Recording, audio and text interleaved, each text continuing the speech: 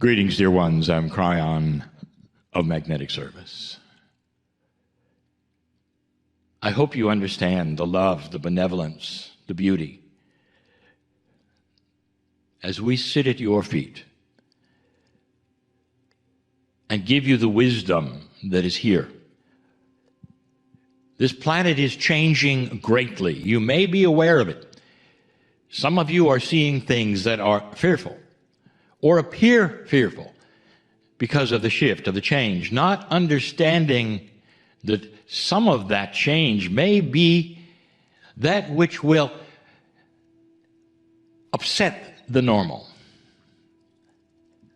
And it's the normal, perhaps, that is not going to return.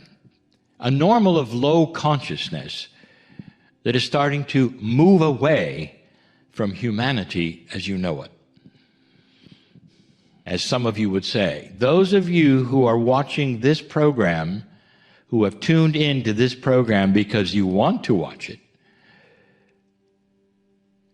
have something all in common, various degrees of something in common, and that is you're starting to ask questions. And the questions you are asking is, have I missed something? Is there something perhaps bigger than I was told?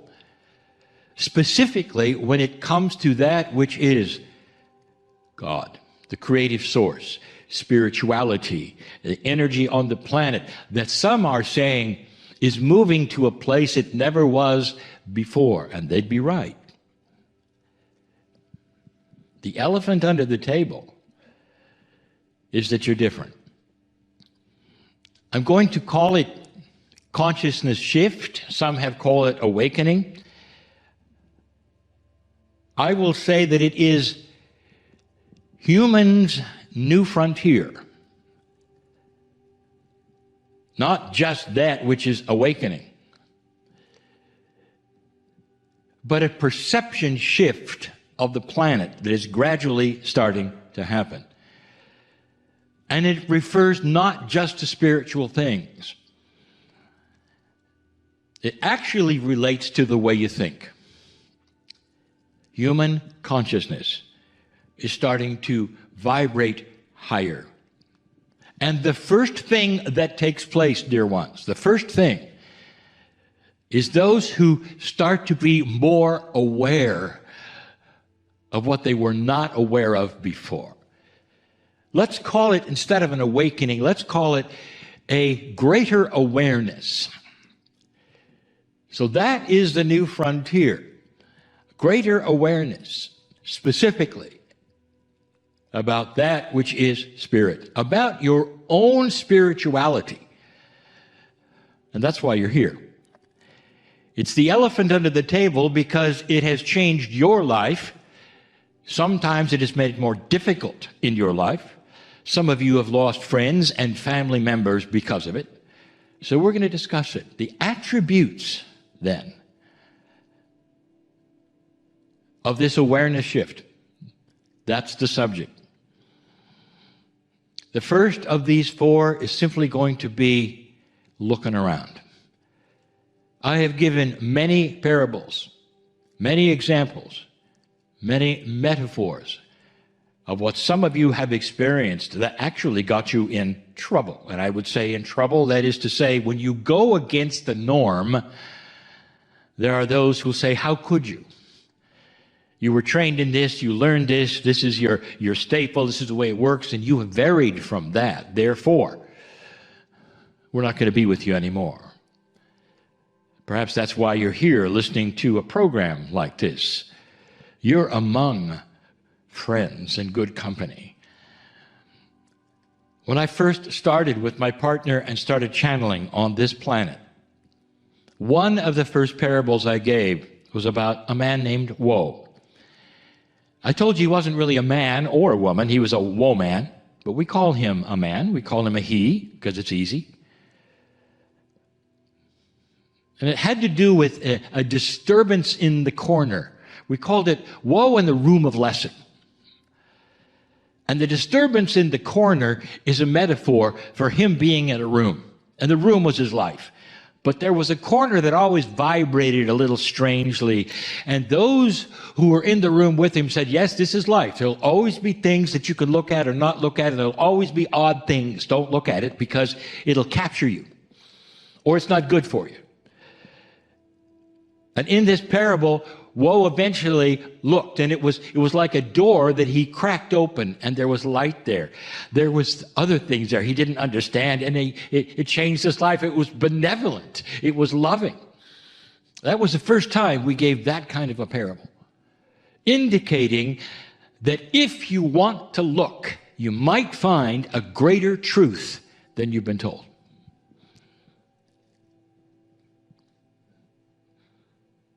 We gave a parable which became a book, The Journey Home. And in that, there was an average man, Michael Thomas, who had a near-death experience, and he came back with instructions from an angel. The angel told him to move into his city until he came to a park and sit there and wait, and he did. And finally, he thought he saw something in the hedge, like an opening or perhaps an anomaly. And he went to the hedge, and he saw that it was indeed an opening, a doorway, if you want to say that. And then he had a decision. He said, am I imagining it or not? Has somebody made this happen to me or not? Am I being tricked or not? And he tried to unsee that, and he couldn't. Every time he looked at the hedge, he saw the doorway, every single time. Eventually, dear ones, he went through that, and the adventure began. And he learned about things which were bigger than he was told. But the point is this, that when you start looking and something occurs, you cannot then delete that. Your conscious, your brain captures something critical. An opening, perhaps, an awareness, perhaps. Some have called it even an awakenings of what is it? And you're not frightened of it because you know that what it is that you have seen or felt is okay. It's safe, and you would like to know more about it. There are so many who have called these channelings a trick. That somehow you are brainwashed and you're tricked into something, and then you're captured forever. Dear ones, what if you went from darkness to light and you like the light better? Is that a trick? I'll tell you something that you should hear and you should need to know, perhaps, and that is that all of you have the ability to look. And that if you choose to look, dear ones, that's like an outstretched hand to all of us to say, look at that. He's looking, she's looking. Let's give them something to see. That's what happened to my partner. That's what happened to many of you. You saw a greater truth. You went to look further at it, and it became that which is now your life because it saved some of you. We know who's watching. It became something that has extended your life. We know who's watching. What if God is bigger than you were told? What if God is not even representative of that word itself? A word that sometimes means anger and judgment and dysfunction like the Greeks had. That creative source which made you is provable all over the world. If you don't believe in that which is God, what if you erase the whole idea of a Father in the sky, instead have a benevolent source that you are part of, that has a grander scheme than anything anyone has told you? Let me close with this until the next section. There are physicians around this planet who are very, very good at something, and that is saving lives. And they spend their time often in the operating rooms, emergency cases mostly, those who are dying from accidents mostly, trying to save their lives and bring them back because it's not time yet in our way of thinking and your way of thinking, perhaps. They come in and there's been an accident and their heart stops. And for whatever reason it is, and it can be a multitude of reasons and so many accidents, they're resuscitated then. And that physician is good at this, at saving people and bringing them back, and they've seen it over and over and over, where someone would be clinically dead for a number, perhaps, of moments or minutes or whatever. Over and over. You've seen this. You know this. And the thing that they will tell you over and over, ask them. Some of them have written books on it, is this. A person comes back from that near-death experience, and the first thing they want to know when they recover and look at the doctor is this: why did you bring me back? You see, they saw something. The door started to open and the light shone, and they felt the love and the benevolence. They felt safe and beautiful. Oh, my.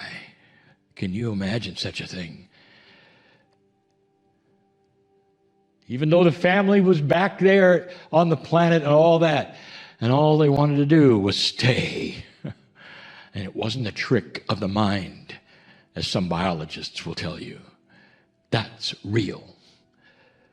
And then they come back into a planet where they have to work with consciousnesses, lows and highs and all this, and they're disappointed. So many.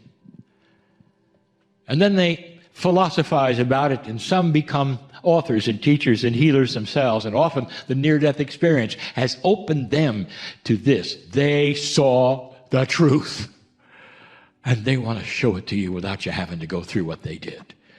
And that's why you sit and listen to them. And we've had them. So many times we, meaning that which is the channeling, we've had them to give to you. We've had them present on programs like this. We've tried to show you there is more. There is an awareness starting to happen, and you can't unsee it, dear ones, when you see the truth in all of its glory, and no one else does. I think it matches so many of those right now who are listening. Are you interested? This is you. This is about the awakening awareness process on the planet. Not just you, but so many around you. And so it is.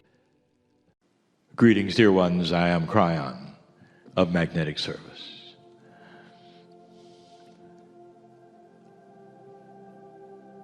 The thrust of the teaching today I gave to my partner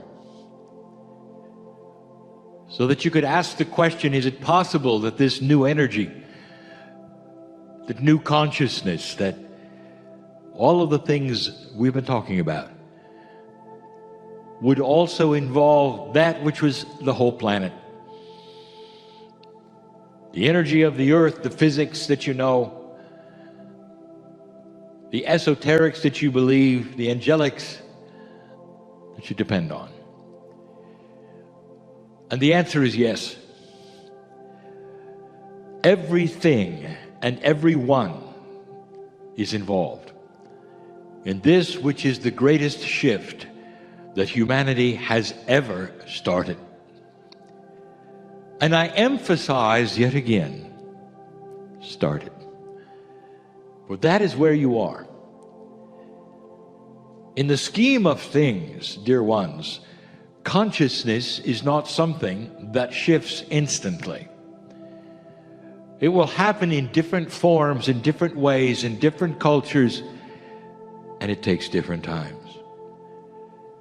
As you sit there, or as you listen to this, for your culture, you may already be experiencing this very thing, and in others, they may not experience it for a generation. One becomes a catalyst for the other. And typically, there will be those on the planet who will receive things to help others. The shift is real. There are still those listening who wonder. I'd like to tell you about it.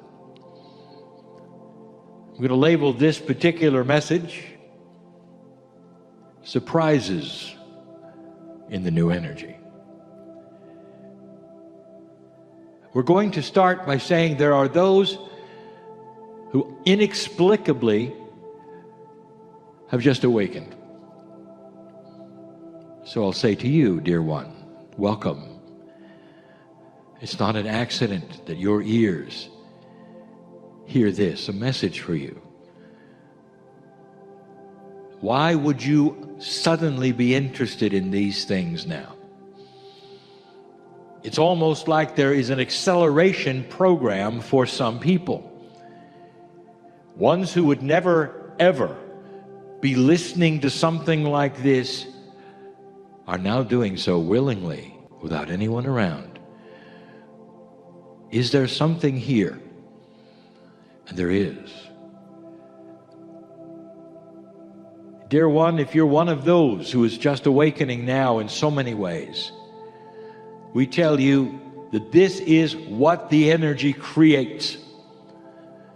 It literally affects that which is your Akash. You start to awaken into purpose that you never thought you had before. Things start occurring to you, beautiful things. Is there more? Is there a lot more? Is there a system that I have missed? What is being said about it? Who is talking? And then there is that integrity that starts to tell you what you're hearing is right or wrong. Is the messenger trying to sell you something? Is the messenger trying to get you to do something?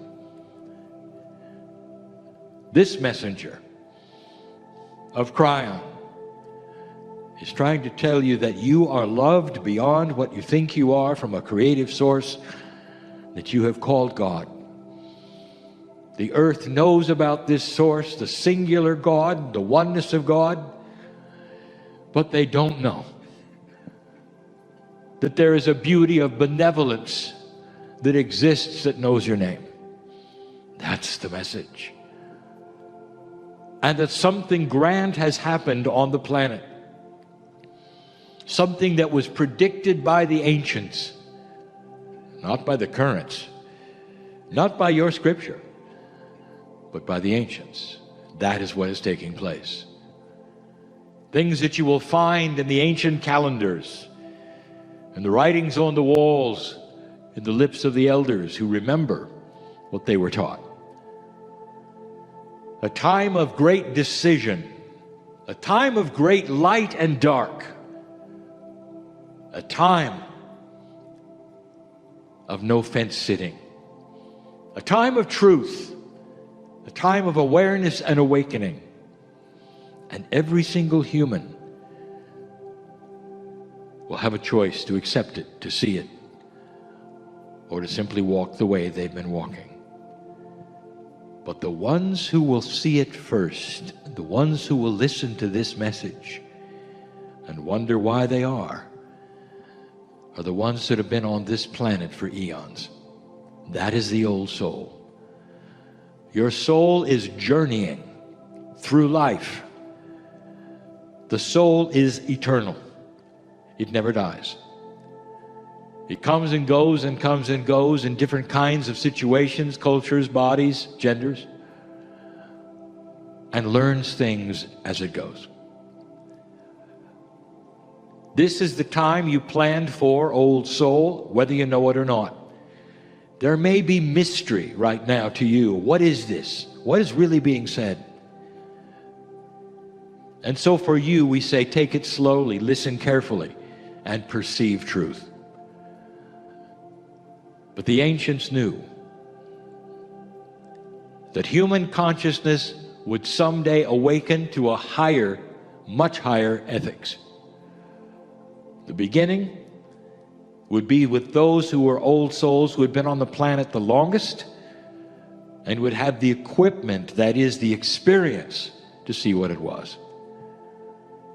It's a fast track of learning, helped along by the things that we have channeled are happening, that the earth itself and all that is upon it knows who you are and what is going on.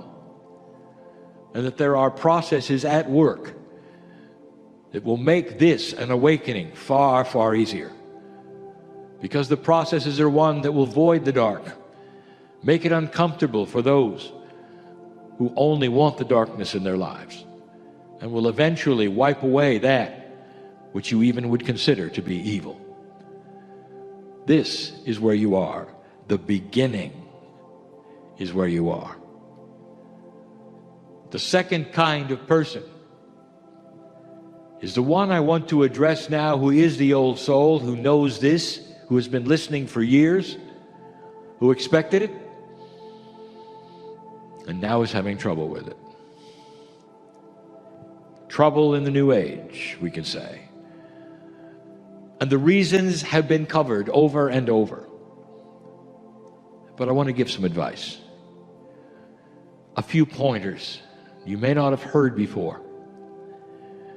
A review, and then some new things. First, I want to take a moment. 28 years ago, the ball was rolling toward this. I came in 1989. The political changes on the planet were vast. It was starting then to change the future. My partner was not necessarily receptive, and it took years to the place where he could write that was even understandable. At that point in time, you might say, well, Kryon, did you think you would ever be talking about the shift? Would it take place? I had seen this before. I knew there would be those who would not accept it. But I want to tell you how I feel. There is emotion on the other side of the veil. It is compassion, it is love, it is celebration. It's pure. It is absolutely pure. There are those who have sat in the ecstasy of God. For eons they've talked about it. You see them, they're painted. Their eyes are cast upwards. And they have God inside. There's light around them. That's how I feel. To sit here, have you been past that marker and on your way to something grand, knowing in advance that there will be doubt in the future, because you will see 2 steps forward and 1 back, and yet there's no stopping the ball from rolling toward an accelerated graduate earth of high consciousness at a pace that will be at your own decision and your own level. But it will go faster, dear ones, dear old soul, if you'll listen to me now. Some of you have been in this you call metaphysics most of your life. That's who I want to address.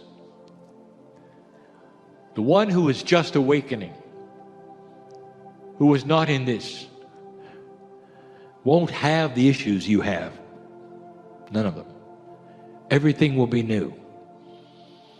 They will have decisions to make. They will not have to unlearn anything that they learned. And you will. And the hardest thing is the bias that you carry over. It tells you you know how to connect to God. We have talked about this before. We've given you metaphors before. But we really haven't discussed it in this terminology. What are you going to do when you lose it? Healer, are you listening? Reader, are you listening? The connection is that which you felt in the past. You know you're connected. You can feel it.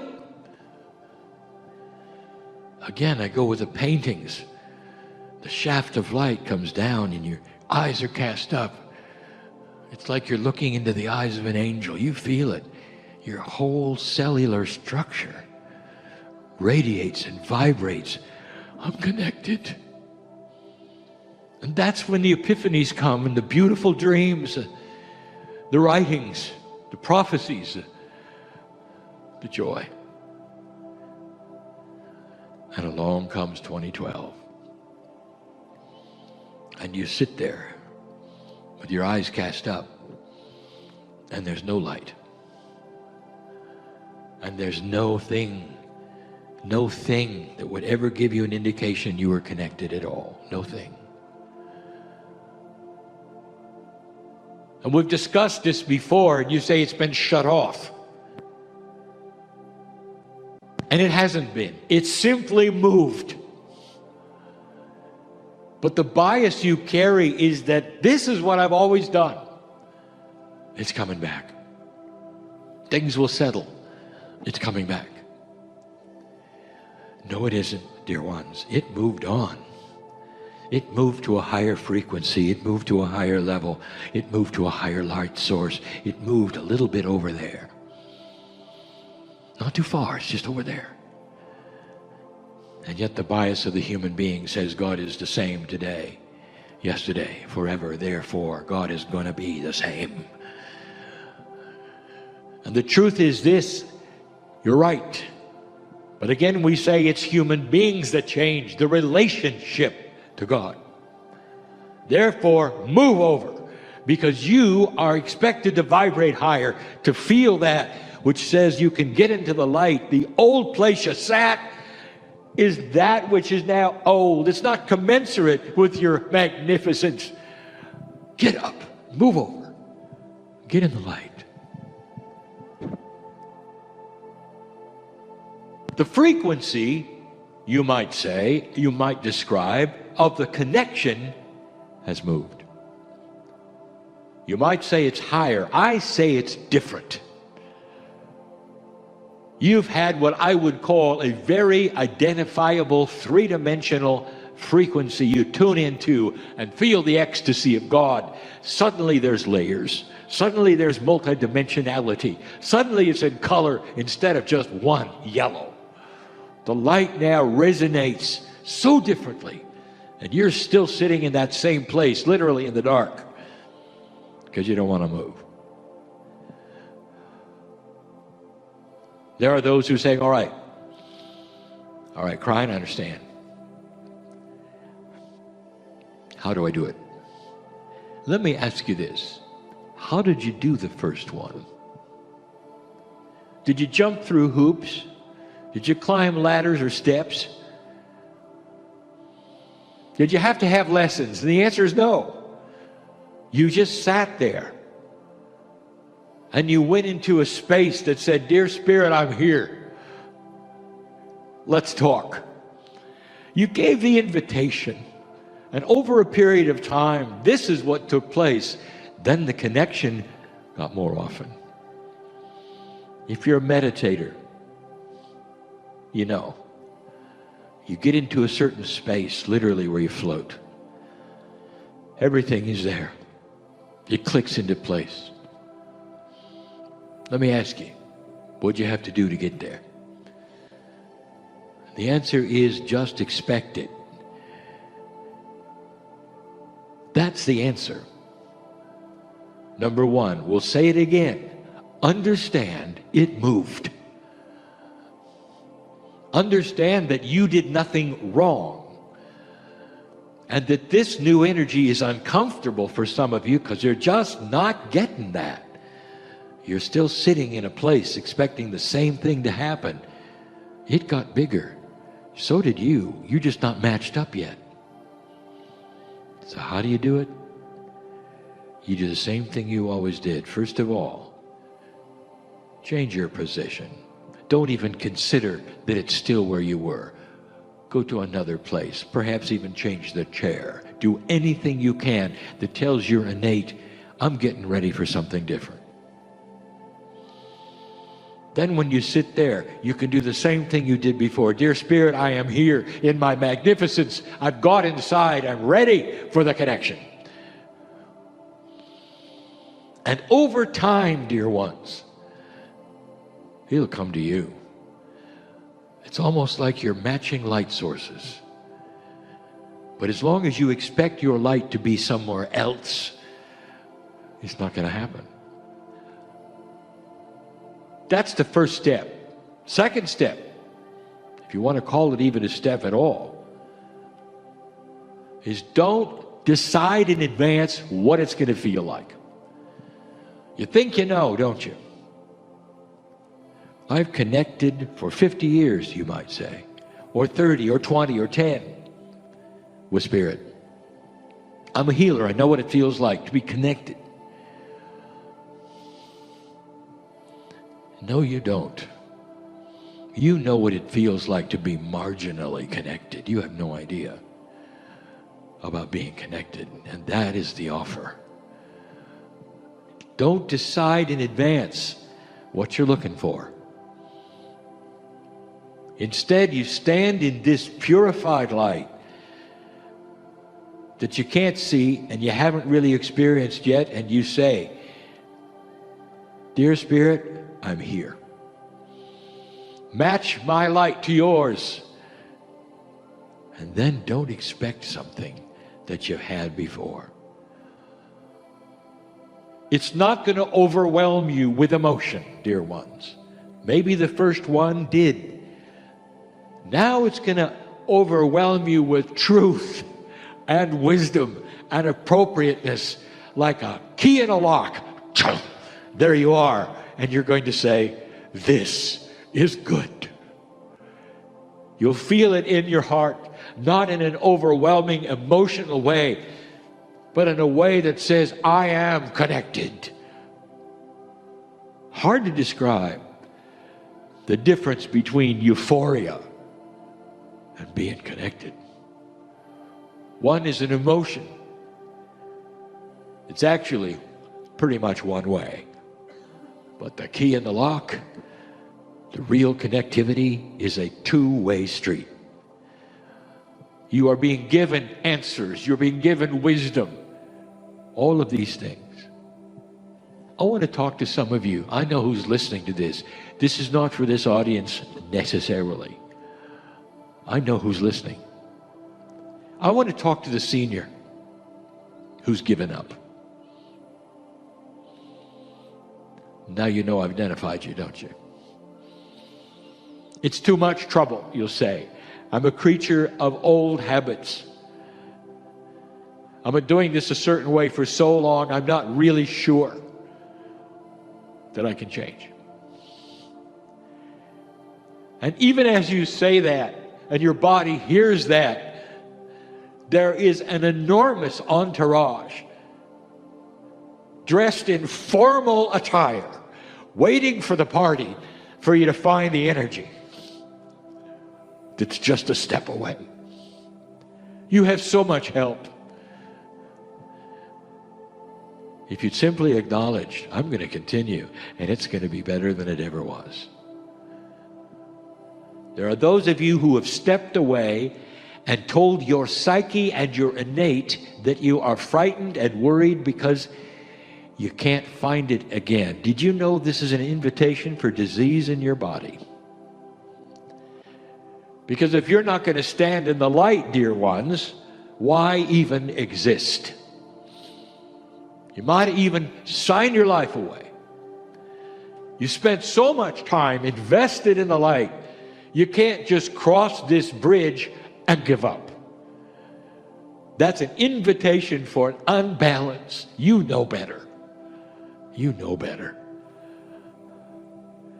We're all there dressed in formal attire. We're waiting for the light to be turned on for you to arrive and reconnect in a way you never have before and keep it going. That's for the elder who gives up. Being uncomfortable in this new energy is so common for old souls. Because now you've got to drop the baggage. That's the other one. What is it that you've carried around that you think you need? The protection, the clearing, whatever it is we've told you before. This is new. You can't carry around your lamp oil when you have electricity, and some of you are. It's dangerous. Catches on fire. Do you get it? It's dangerous to carry the old baggage into the new energy, because you'll always use it as a crutch or expect it's going to do this or that when it does nothing. Your light in this new energy is so immense, you don't need electricity or lamp oil. All you need is you and an understanding. Finally, you're connected in a way you've had dreams about. Haven't you had the dreams where you're connected? Haven't you had them stand where you have shafts of light coming through you? Now you know I'm talking to you, don't you? I know who's here. Shafts of light. And you wake up from the dream, you say, wouldn't that be nice? It is nice. Welcome to the new energy, because that's you. That was a foreteller of you in this energy. The light is esoteric. You can't measure it. Not really. Not yet. But the ones who can feel it are the ones that would oppose you. Because no longer is there opposition not to that kind of light. They'll run from you. You've got wisdom, power. The power of truth and knowledge. Knowledge that will create a civilization eventually that will never war with itself. This is who you are. If you get connected, your health will start to correct itself. Balance is what happens when connectivity takes place. I want to tell you something. Everyone here needs to hear that. If you get connected, the innate in your body will start to clean up that which is biological.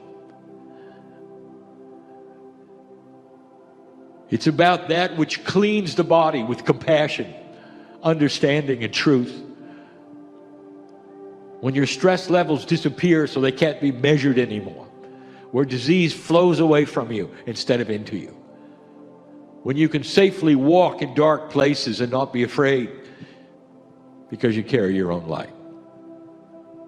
When the fear of that which would unbalance you goes away because you know it's not yours anymore. It doesn't belong to you anymore. There are those in the room who have actually accepted disease to the point where you say, I have this. Have you ever thought about what your body hears when you say, I have this, and you name something? You've just owned it, acknowledged it, and your body heard you. That is dangerous. Old soul, watch what you say.